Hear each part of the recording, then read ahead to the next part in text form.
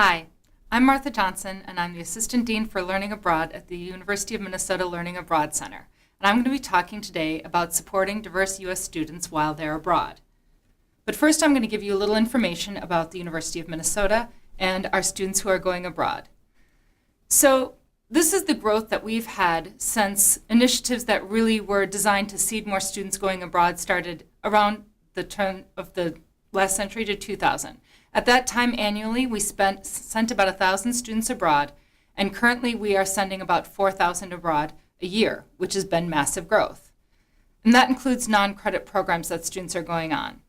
We've spent a lot of time convincing our faculty and staff and engaging them in why students should go abroad from our 5 campuses, and I've worked with over 1,200 faculty and staff to design and develop courses for students to go.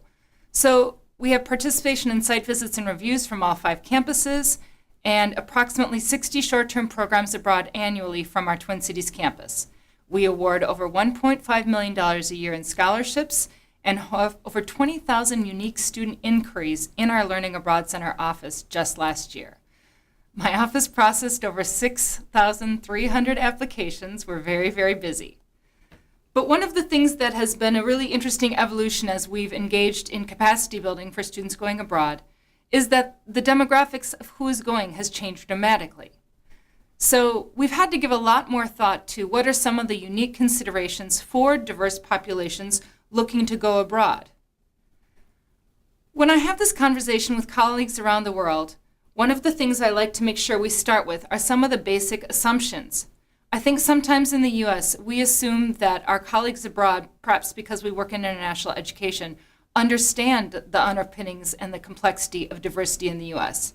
But frankly, while the U.S. is a nation of immigrants and is often referred to as such, the ways and when those various groups came to the U.S. is incredibly historically complicated.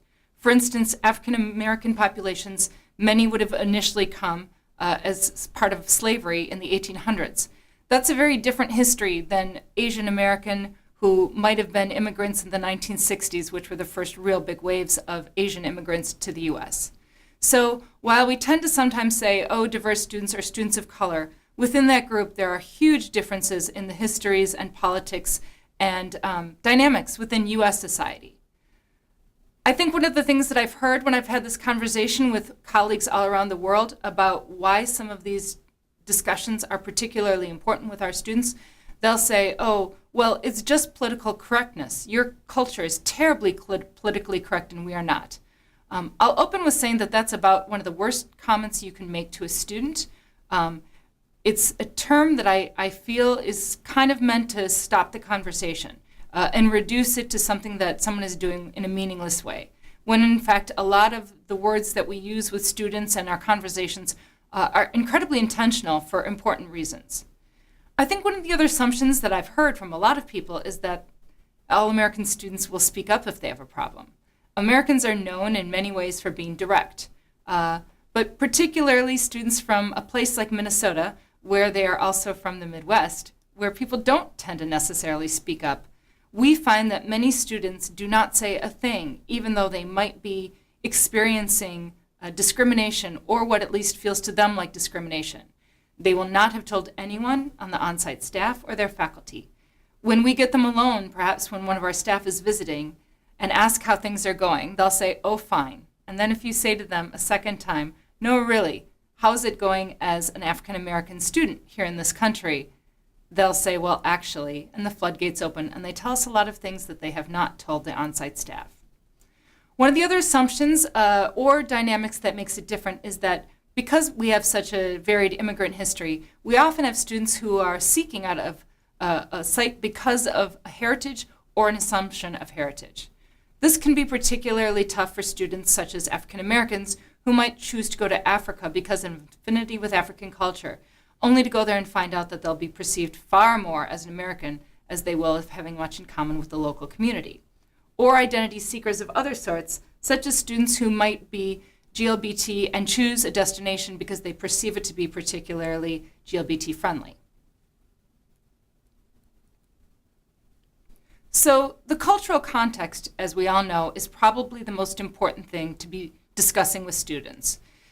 hopefully this is already part of your on-site orientation, but if it isn't, it's really important to explain the culture, not from a standpoint of, well, you have to get over it, this is the culture, but more why the culture and what is the history and dynamics of a specific culture, as you have to recognize that the students coming are not likely to know too much about that. One of the strategies we suggest is to prepare students for the realities and normalize conversations on site. What I mean by that is, for instance, it's a phenomenon in much of the world that a student of Asian American identity, any Asian American group, will be called Chinese in many cultures and in many languages. For some of our students, for instance, those who are from Laotian Hmong communities with a long, complicated history with China, not only is this inaccurate, but it's actually offensive. So if that is going to be the reality that a student might encounter on the street, it's incredibly important that they know in advance that that is likely to happen and can prepare for how they will respond when it does.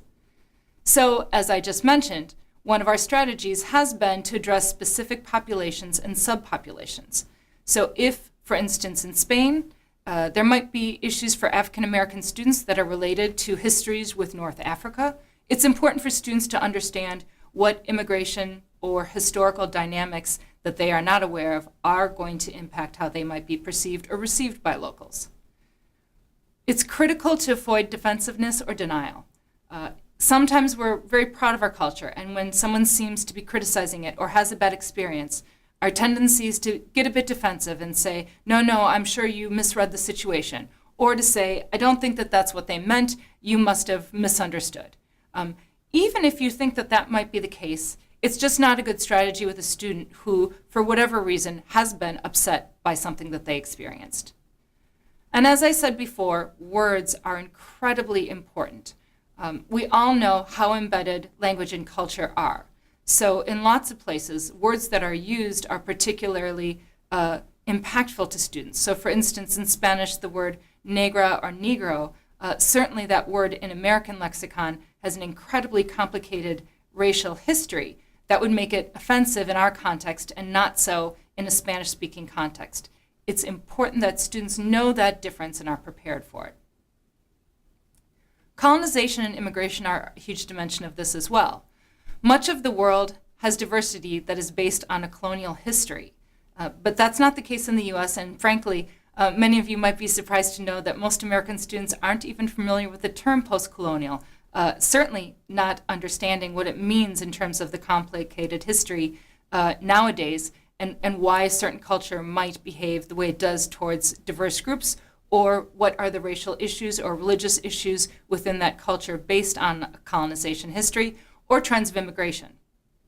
Religion is another area that, for all the American honest discussion, it is not a topic that is talked about as openly in American society as one might expect.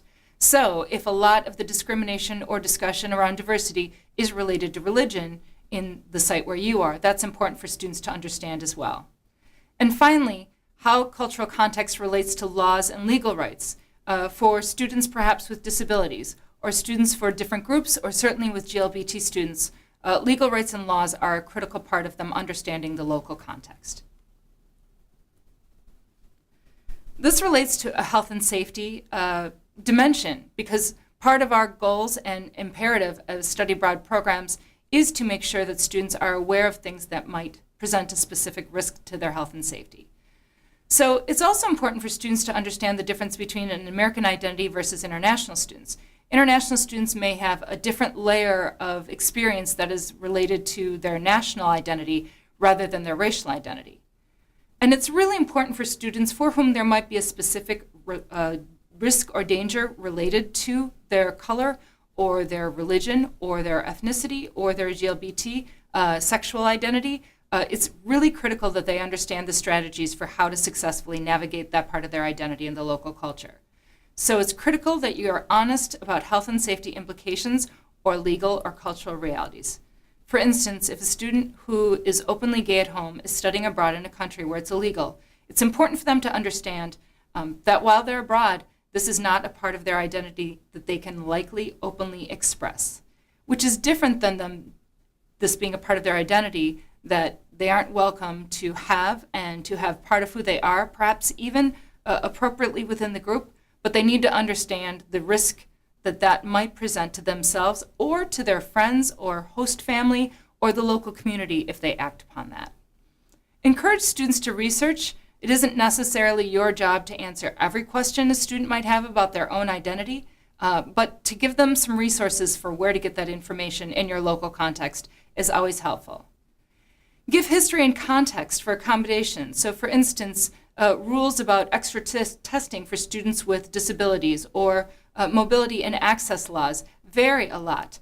So explain to students what is the history or context for that in the particular local community, and why might that be very different from how the U.S. perceives it. Support the individual and discuss alternatives when appropriate. I think sometimes we jump to wanting to fix it for students. That's our job. That's what we do for a living. But there are some things that we can't necessarily fix. So we can support, we can listen a lot, and we can discuss alternatives for how a student might react to that situation or prepare for it. The social media dimension gets ever more complicated. For instance, we had a student who was a lesbian who chose to go to Morocco for the term. And she completely was at peace with the fact that she would not be out during that time there and prepared for that. The first day upon arrival, everyone in her host family asked if they could be friends with her on Facebook. And she immediately realized that on Facebook, her identity was not hidden. And in fact, it was a very present part of her Facebook social media identity. And she had to quickly, in this case, create another Facebook page, which is not necessarily the right answer, but she had to think on her feet. And I think for students to understand that what they're putting out in social media is global nowadays and can be accessed widely and is part of who they are. The coming out abroad phenomenon is one that's not discussed very often in our field, but certainly is something that we are aware of. It makes sense. Many students who perhaps are exploring with dimensions of their identity that they have not had the space or the freedom to act upon in the U.S. may choose to do so while they're abroad. Going abroad is, by definition, a time of self-invention or reinvention, deciding who we are. And a lot of development happens during that time.